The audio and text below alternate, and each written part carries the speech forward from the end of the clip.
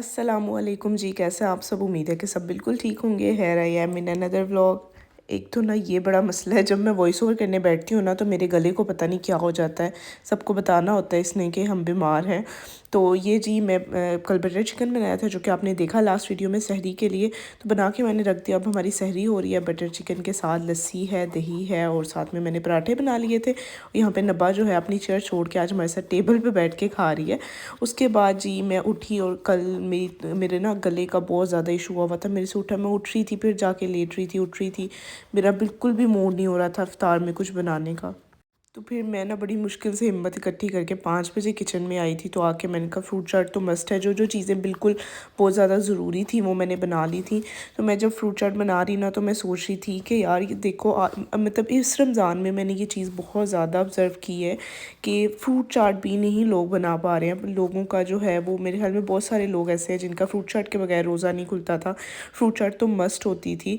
तो अब जो है वो बहुत सारे लोग फ्रूट चाट भी नहीं बना पा रहे हैं, क्योंकि फल इतना ज़्यादा महंगा हो गया है कि लोग नहीं अफोर्ड नहीं कर पा रहे हैं।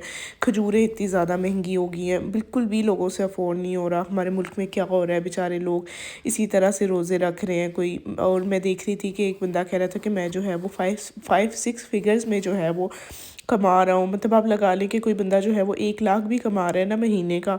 तो उसका कोई 2 बच्चे भी हैं तो वो भी फ्रूट चाट मेरे ख्याल है अफोर्ड नहीं कर पा रहा, क्योंकि फल इतना महंगा हो गया है।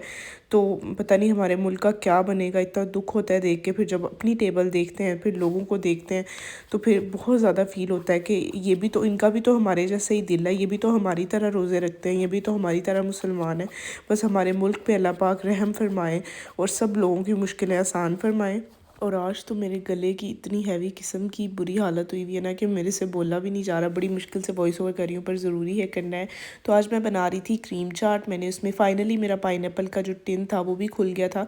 तो मुझे पता ही नहीं था ये इतनी आसानी से खुल जाएगा। मुझे था कि वो पहले की तरह ही जो है वो खुलेगा, पर अब उन्होंने वो कैंस वाला सिस्टम कर दिया। तो मैंने फ़ाइनली ज़िशान को बुलाया। तीसरे रोज़े आके मेरे पाइनएप्पल के टिन जो हैं वो खुले हैं। दोनों मैंने कॉकटेल भी खुलवा लिया। ये भी, इसमें मैंने बादाम डाले, साथ में मैंने एप्पल्स डाले, पाइनएप्पल डाला और बनानास डाले। क्रीम थी, साथ स्ट्रॉबेरीज़ डाल दी थी। स्ट्रॉबेरीज़ बहुत ज़्यादा खट्टी आ रही हैं तो मैं पूरे में मिक्स नहीं करती, सिर्फ गार्निश के लिए यूज़ कर लेती हूँ। और बादाम अंदर भी डाल दिए थे, गार्निश के लिए भी यूज़ कर लिया। अब मैं खजूरें बना लूँगी। और खजूरें बना के मैं वो बादाम वाली खजूरें बनाती हूँ, क्रीम वाली। अच्छा, डेली बेसिस पे अभी तो पहला तीसरा रोज़ा है माशाल्लाह से, आज चौथा रोज़ा होगा। तो मैं सोच रही थी कि डेली बेसिस पे हमारी तो वही रूटीन सबकी चल रही होती है। मुझे समझ नहीं आ रहा होता कि मैं एक्स्ट्रा फैंसी क्या बनाऊँ। वही जो डेली की चीज़ें होती हैं वही बन रही होती हैं। और जब टाइम हो जाता है इफ्तार का, फिर सोचते हैं यार पीछे एक सोचना भी ना बड़ी चीज़ होती है कि आज क्या बनाएं। जिस तरह वैसे नॉर्मल रूटीन में भी हम लेडीज़ का बड़ा मुश्किल काम होता है कि आज मैं क्या बनाएं, तो रमज़ान में भी बिल्कुल यही हो रहा होता है। पर मैं रेसिपीज़ जो हैं वो बहुत ज़्यादा शॉर्ट लिस्ट कर रही हूँ। ये देखिए सारी चीनी मेरे से गिर गई, क्योंकि मेरे से ना डेली नींबू पानी में थोड़ी सी चीनी कम हो जाती है, क्योंकि रोज़ा होता है तो पता नहीं होता। जो मैं अपनी हेल्पर को चेक करवाती हूँ उसको भी शायद पता नहीं चलता। हर किसी का अपना टेस्ट होता है। तो मैंने कहा कि मैं ना 1 कप लेके ना मेयरिंग कप उसमें मेयर कर लेती हूँ। तो मैं डेली उसी के हिसाब से डाल लिया करूँगी, क्योंकि क्वांटिटी तो सेम बन रही होती है ना। तो मैंने ऐसे ही किया। पर आज नींबू पानी बहुत अच्छा बना था। और आ जाओ। अच्छा, अब नबा को भी पता होता है कि मैं वॉइस ओवर कर रही हूँ, और इतने आराम आराम से बेचारी दरवाज़ा खोल के आ रही थी कि मम्मा काम कर रही हैं। तो यहाँ पे मैंने जी बनाए थे आलू और प्याज के पकोड़े। मैंने रात को इसकी रेसिपी देखी, बिल्कुल शॉर्ट सी एकदम से मेरे सामने आ गई। तो मैंने कहा मैं तो ये सुबह बनाऊँगी। और ओ माय गॉड, मुझे पता नहीं था कि ये इतने अच्छे पकोड़े बनते हैं। सिर्फ सिंपली मैंने इसमें स्पाइसेस डाले हैं, सूखा धनिया डाला है और बेसन थोड़ा सा डाला है, इतना कि इसकी बाइंडिंग अच्छे से हो जाए। पानी डाल के मिक्स करके रख दिया और उफ़ल्ला इतने मज़े के पकोड़े बने। अब मैं ये ड्रिंक बना रही थी ज़िशान के लिए। मैंने दूध ले लिया, उसमें 2 टेबलस्पून जो है मैंने शुगर डाली, उसमें 10-12 बादाम डाले और 6 से 7 खजूरें थी जो मैंने वो डाल दी। और उनको मैंने ब्लेंड कर लिया और हमारा अच्छा सा जो है वो date and almond shake ready हो गया था। और उसके बाद जो है वो मेरी इफ्तारी की तैयारी हो गई थी। अभी 6 बजने में 20 मिनट थे या 25 मिनट थे। तो मैंने सोचा मैं जाके कुरान पढ़ लूँ। साथ में जो कपड़े प्रेस हुए हुए थे वो मैं रखवा रही थी, हैंगर्स में हैंग करवा रही थी।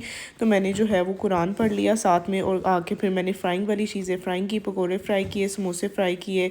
और ये सब पानी वगैरह पहले बना के रखा हुआ था। और ये हमारी इफ्तार जो है रेडी हो गई थी। और ये मेरा प्यारा सा लैम्प जो है वो बेचारा उस दिन से मुझे याद ही नहीं आ रहा था कि मैंने ये लिया हुआ रमज़ान के लिए लिया हुआ। मैंने साइड पे वैसे डेकोरेट तो किया हुआ था किचन में, तो पर मैंने ये भी रख लिया साथ में। यहाँ पे नबा मुझे कहती थी मेरी वीडियो क्यों बना रही मम्मा, आप मेरी वीडियो क्यों बना रही, मैं कब तो मैं बनाऊँगी। तो हमने इफ़्तार की, उसके बाद थोड़ा सा मैं ना इफ़्तार के बाद मेरी सर में दर्द पता नहीं क्यों शुरू हो जाती है। मुझे आप लोग बताइए कि आपका भी ऐसा होता है? तो मैं थोड़ी देर ना रेस्ट कर लेती हूँ। मेरे से फ़ोन भी उस टाइम यूज़ नहीं होता, कुछ भी नहीं होता। उसके बाद जब मैं उठी ना तो मेरा एकदम से दिल चाहा कि मुझे ना वो सेवइयाँ खानी है। मेरी अम्मी गुड़ वाली सेवइयाँ बनाती हैं, वो क्या बोलते हैं इसे, फ्राइड सेवइयाँ या भुनी हुई सेवइयाँ। तो मैंने फ़ौरन से उन्हें कॉल किया, मैं शुक्र है ला के रखी हुई थी। तो मैंने उनसे पूछा किस तरह से बनानी है, उन्होंने बताया इस तरह से ऑयल में थोड़ी सी फ्राई कर लो इलायची डाल के, और साइड पर जो है वो चाशनी बना लो गुड़ की और चीनी की, दोनों की मिक्स करके, ताकि ज़्यादा ब्लैक ना बने, हाली गुड़ की बनाओगी तो फिर इसे मिक्स करके तो कुक कर लो उतनी देर के लिए, जितनी देर के लिए अच्छे से कुक नहीं हो जाती। जैसे चावलों में डालते हैं ना पानी, और चावलों को हम कुक करते हैं। और इसे मैंने थोड़ा सा इस तरह से तेज़ आंच पे पका के फिर मैंने इसे दम पे रख दिया था 15 to 20 मिनट्स के लिए।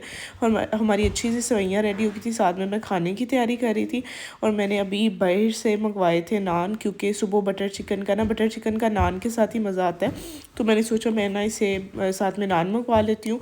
तो फिर नान मंगवाए, साथ में मैंने ये गर्म करके हमने खाना खाया। साथ में सेवइयाँ जो थी वो मेरी दम पे थी, और नबा को तो बस ये क्यूकम्बर काट के दे दो ना, उसको यही खाना होता है। और आज मुझे आपको एक बात बतानी थी, सब लोग कमेंट सेक्शन में आके ये कह रहे होते हैं कि आप बेड पे बैठ के खाना क्यों खाती हैं।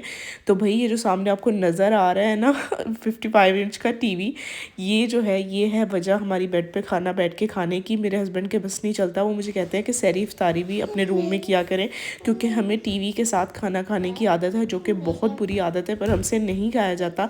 हम टेबल पे बैठ के सिर्फ सहरी इफ्तारी करते हैं रमज़ान में, वो भी इसलिए कि सारी फैमिली हम इकट्ठे बैठ के करते हैं।